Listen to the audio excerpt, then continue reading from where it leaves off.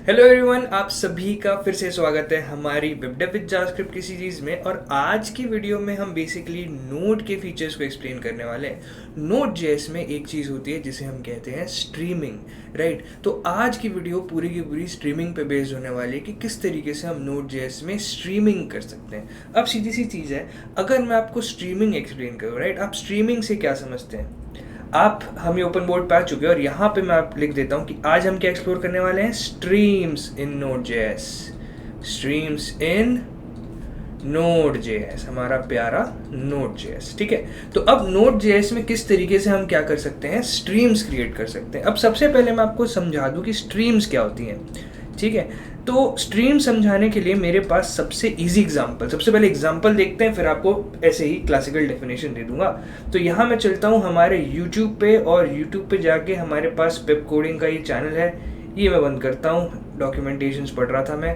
तो यहाँ पे आप देख सकते हैं कि कोई भी वीडियो मैं यहाँ पे रन कर देता हूँ, जैसे ये मेरी वीडियो है, इसको रन करते हैं।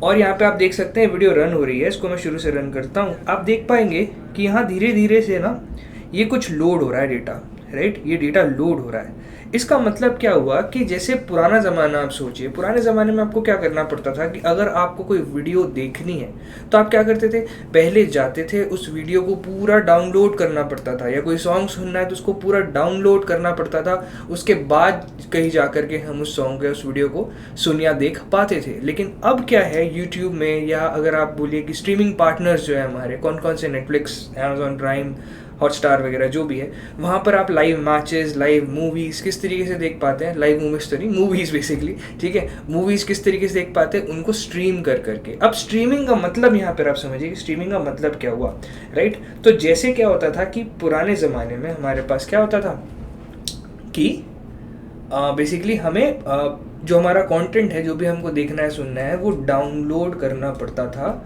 और उसकी पूरी की पूरी फाइल हमें क्या करनी होती थी, हमारी मेमोरी में स्टोर करनी होती थी, है ना, मेमोरी में स्टोर करनी होती थी। लेकिन ये एक काफ़ी टीडियस काम है, मतलब आपको उस पूरी की पूरी फिल्म या पूरी की फाइल को पूरा डाउनलोड करना पड़ेगा, उसी के बाद आप उसको देख या सुन पाओगे। लेकिन अगर हम स्ट्रीम्स की बात करें तो स्ट्रीम में क्या होता है, डेटा जो है हमारा, उसको हमें डाउनलोड नहीं करना, वो चंक बाय चंक हमें क्या किया जाता है, डिलीवर किया जाता है, राइट। जैसे कि ये मैं आपको यूट्यूब पे दिखा रहा था, ये जो है ना, ये भी एक चंक है जो यहाँ तक लोड हो चुका है, इसके आगे देखो वो बढ़ता नहीं है। जब मैं इसको प्ले करूँगा, जब जब मेरी वीडियो आगे बढ़ेगी, वैसे वैसे ये डेटा मेरा यहाँ पर लोड होता जाएगा। इसको मैं आगे करूँगा तो भी आप देखिए चंक बाय चंक बढ़ रहा है। ये पूरा का पूरा फाइल तो यहाँ पर लोडेड नहीं है ना, राइट, पूरी की पूरी फाइल ये मेमोरी में नहीं ला रहा है, ये धीरे धीरे जितना चंक मुझे चाहिए, जैसे रियल टाइम अपडेट बेसिकली वो कर रहा है कि रियल टाइम में ही वो क्या करेगा, आगे बढ़ता रहेगा जब जब उसकी नीड होगी, राइट। इस तरीके से होता है हमारी क्या, streaming.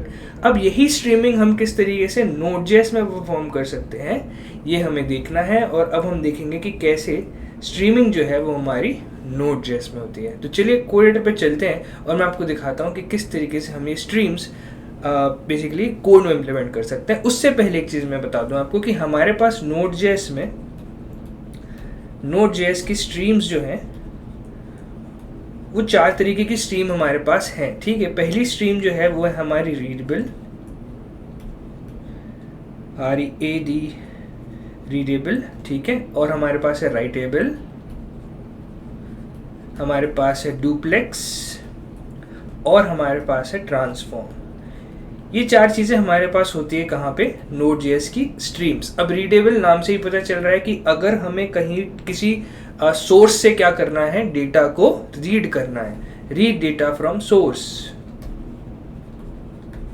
Read data from source, है ना। यहाँ से अगर हमें रीड करना हो डेटा तो हम रीडेबल स्ट्रीम का यूज करेंगे। राइटेबल स्ट्रीम कहाँ, write data to destination, write data to destination, है ना। डुप्लेक्स किसके काम आता है, डुप्लेक्स हमारा काम आता है कि हम यहाँ से रीड भी कर सकते हैं, है ना, मतलब रीड और राइट हम यहाँ से दोनों कर सकते हैं, रीड एंड राइट इस डुप्लेक्स की मदद से हम दोनों कर सकते हैं। और ट्रांसफॉर्म से आपको पता चलेगा कि हम डेटा को क्या कर सकते हैं, मैनिपुलेट भी कर सकते हैं अगर हम चाहें तो, ठीक है, तो ये 4 चीज़ें होती हैं हमारे पास एज स्ट्रीम्स Node.js में, जिसमें से रीडेबल राइटेबल ही है जो मोस्ट कॉमनली यूज्ड स्ट्रीम है।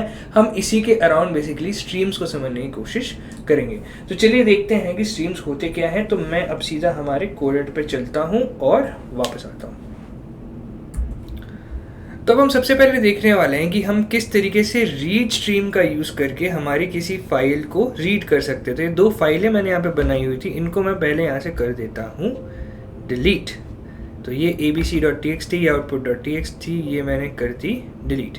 ठीक है, अब डिलीट करने के बाद हम क्या करने वाले हैं, राइट स्ट्रीम पाइप को भी अभी क्लोज कर देते हैं, ये बाद के टॉपिक्स हैं। अभी हम रीड स्ट्रीम पे फोकस करने वाले हैं। तो सबसे पहले देखते हैं कि किस तरीके से हम किसी फाइल का data with the help of stream क्या कर सकते हैं, रीड कर सकते हैं। तो मैं क्या करता हूँ, वैर या वैर नहीं, कॉन्स्ट करते हैं, const fs equal to require fs, क्योंकि जो स्ट्रीम मेथड हमारे पास में है, जो create stream, create read stream, create right stream जो मेथड्स हैं वो हमें fs मॉड्यूल ही देता है। तो हमें fs को इंपोर्ट करना ज़रूरी है। तो ये हमने fs कर लिया इंपोर्ट, और अब हम करते हैं let data equal to empty string. इसको मैं एम्प्टी स्ट्रिंग पे रख देता हूँ। अब इसी डेटा में हम क्या करेंगे, हमारे डेटा को स्ट्रीम बाय स्ट्रीम रीड करा रहे होंगे, चंक बाय चंक रीड करा रहे होंगे। ठीक है, तो ये हमने यहाँ पे डेटा हमारा क्या रख दिया, एक एम्प्टी स्ट्रिंग पे डेटा रख दिया। अब हम क्या करते हैं, let read stream equal to fs dot create read stream, right. ये हमारे पास मेथड है create read stream. Create read stream के अंदर हमें क्या पास करना होता है, हमारी फाइल का नाम, जिसको हम क्या कराना चाहते हैं, रीड कराना चाहते हैं। लेकिन रीड कराने के लिए हमारे पास फाइल तो होनी चाहिए, फाइल तो है नहीं।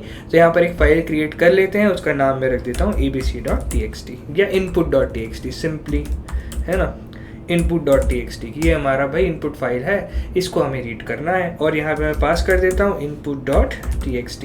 तो इस फाइल को अब हम क्या कर रहे होंगे, क्रिएट रीड स्ट्रीम, और ये क्या कर रहा होगा, इस फाइल को रीड करने की कोशिश कराएंगे अब हम। उसके बाद हम क्या कर सकते हैं कि हमारा जो रीड स्ट्रीम है वो एक मेथड और लेगा जो कि होता है डॉट ऑन। अभी डॉट ऑन मेथड क्या होता है, इस पे हम क्या पास कर सकते हैं, यहाँ पे आप देख सकते हैं कि listeners, right, listeners, event listeners basically. तो जब आप इवेंट एमिटर, इवेंट लिसनर्स, ये सारी वीडियोस भी हमारे आने वाली है, तो आप ज़रूर उन सारी वीडियोस को पहले देखिएगा।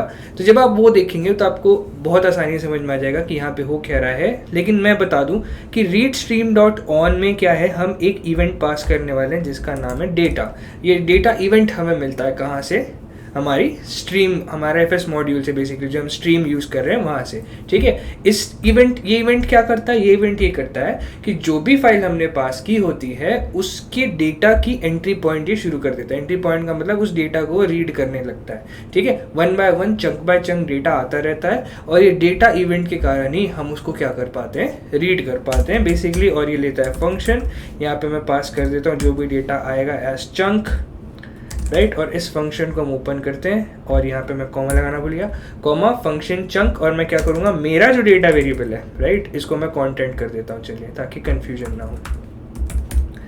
कंटेंट, ठीक है, ये वाला डेटा क्या है, ये इवेंट है, राइट, और यहाँ पे मैं इसको कंटेंट कर देता हूँ। चलिए, कंटेंट इक्वल टू ये जो मेरा चंक बाय चंक डेटा आया होगा उसको मैं क्या करता हूँ कि जैसे जैसे डेटा आते जाएगा वैसे वैसे चंक बाय चंक आप इसको ऐड करते रहिएगा।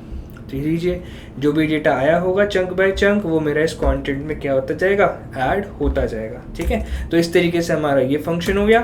उसके बाद रीड स्ट्रीम जो हमने बनाया डॉट ऑन, यहाँ पे एक इवेंट होता है जिसे हम कहते हैं एंड। एंड का मतलब अब हमारे पास और डेटा है नहीं, डेटा आना बंद हो गया, डेटा आ गया हमारे पास। जैसे ही डेटा आता रहेगा हम क्या करते रहेंगे, यहाँ से भी एक फंक्शन जाएगा, और वो फंक्शन क्या करेगा, कंसोल लॉग कर देगा हमारे किसको, हमारे बेसिकली कंटेंट को। ठीक है, जो हमारे पास कंटेंट था इसको वो क्या कर देगा, कंसोल लॉग कर देगा। तो इस तरीके से हमने क्या बना लिया, हमारा एक रीड स्ट्रीम बना लिया। अब चलें, इस इनपुट टेक्स्ट में तो कुछ है नहीं जो हम रीड करेंगे, इसमें मैं कुछ डाल देता हूँ, आई एम इनपुट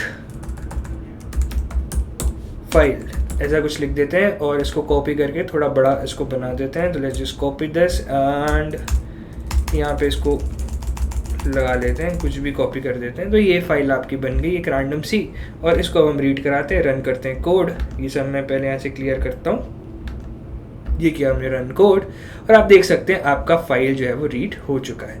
ठीक है, स्ट्रीम बाय स्ट्रीम रीड हुआ है basically with the help of create read stream and read stream dot on. Data आया, डेटा आते आते ऐड होता गया, जब भी एंड दिखा उसे वो डेटा एंड होके आपका पूरा का पूरा फाइल का कंटेंट यहाँ पे कंसोल लॉग हो चुका है, राइट। लेकिन अब क्या हो कि अगर मैं इस इनपुट को क्या कर दूँ, कुछ गलत फाइल पास कर देते हैं, है ना, इस टी लगाना इसे मैं भूल गया, तो अब क्या होगा कि आपको हो जाएगा एक एरर थ्रो। ऑब्वियस सी बात है, ये फाइल तो उसको मिलेगी नहीं। तो यहाँ पर आप देखिए एक काफ़ी बड़ा सा एरर आपको थ्रो हो चुका है। अब यहाँ पर हमारे पास तरीके होते हैं एरर को हैंडल करने के। तो यहाँ पर हम जा सकते हैं रीड स्ट्रीम डॉट ऑन, यहाँ पर हमने पास किया एरर, ठीक है। एरर पास करके हम क्या कर सकते हैं, यहाँ पे भी एक फंक्शन दे सकते हैं,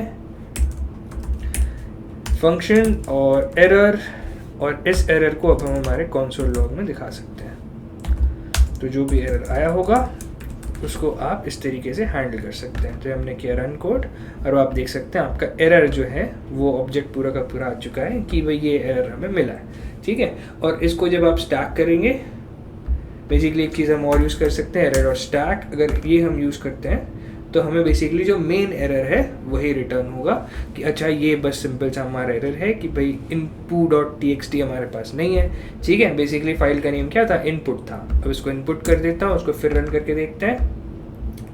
तो आप देख सकते हैं आपकी फाइल रीड हो चुकी है, राइट। तो इसी तरीके से हम क्या करने वाले हैं कि अब हम देखते हैं कि कैसे हम राइट स्ट्रीम का यूज़ करके किसी फाइल में हमारा डेटा राइट करा सकते हैं, किसी डेस्टिनेशन में हमारा डेटा राइट करा सकते हैं, ठीक है। चलिए वो देखते हैं। तो यहाँ मैं basically right stream dot JS पे आ चुका हूँ और बहुत सिमिलर सा ही तरीका होता है किसी फाइल में राइट कराने का भी। सबसे पहले तो हमें पता ही है const fs equal to require fs हमें चाहिए, है ना। तो ये हम रिक्वायर कर लेते हैं और रिक्वायर fs करने के बाद हम क्या करते हैं कि लेट आर डेटा। अब देखिए हमें डेटा क्या कराना है, राइट कराना है, ठीक है। तो हमें कुछ डेटा भेजना तो पड़ेगा ना जो हमें राइट कराना है। तो इस डेटा में हम पहले से कुछ लिख लेते हैं। मैं लिख लेता हूँ आई लव पेप कोडिंग, ठीक है। इस तरीके से मैंने लिख लिया कि आई लव पेप कोडिंग। और अब हम देखते हैं कि इस डेटा को जो हमने डेटा लिखा है उसको हम कैसे हमारे किसी एक फाइल में राइट करा सकते हैं। तो सबसे पहले हमें लगेगा राइट स्ट्रीम हमारा। तो मैं यहाँ पे राइट स्ट्रीम नाम का एक वेरिएबल बना लेता हूँ और उसको मैं कहता हूँ fs.create क्या राइट स्ट्रीम, और एक फाइल का नेम हमें यहाँ पे पास करना पड़ेगा जिस पे हम बेसिकली राइट करेंगे। तो मैं इसको output.txt देता हूँ सिंपली, है ना। और इसके बाद हम क्या कराना चाहते हैं, इस पर हम स्ट्रीम के थ्रू हमारे डेटा को राइट कराना चाहते हैं। तो हम यहाँ पे बोलेंगे राइट स्ट्रीम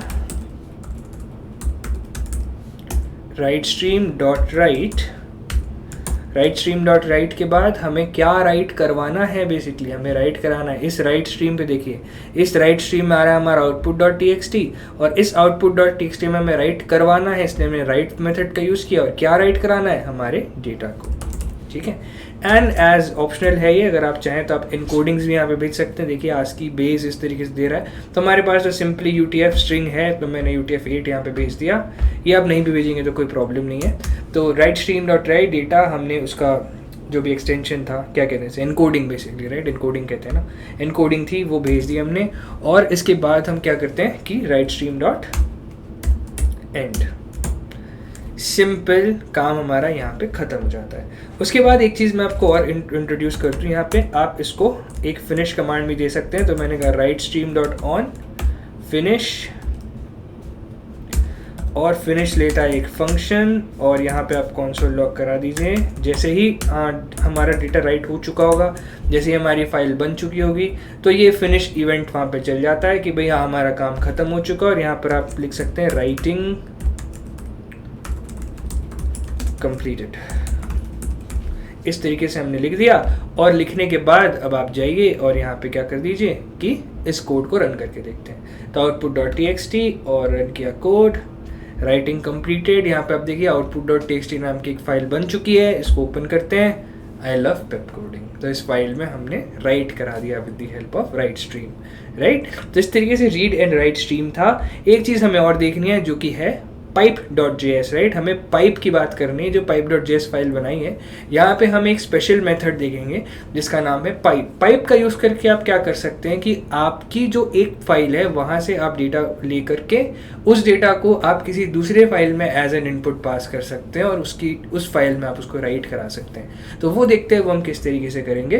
तो यहाँ पे मैं इन सबको क्लोज करता हूँ और हम चलते हैं हमारी पाइप मेथड की तरफ। तो लेट अस सी कि पाइप किस तरीके से यूज़ करेंगे। तो मैं यहाँ पे वही काम करता हूँ, कॉन्स्ट हमें fs तो लगेगा ही, तो const fs equal to require fs, ठीक है।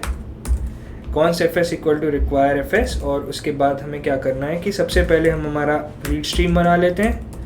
रीड स्ट्रीम जो हमारी होगी that will have fs dot create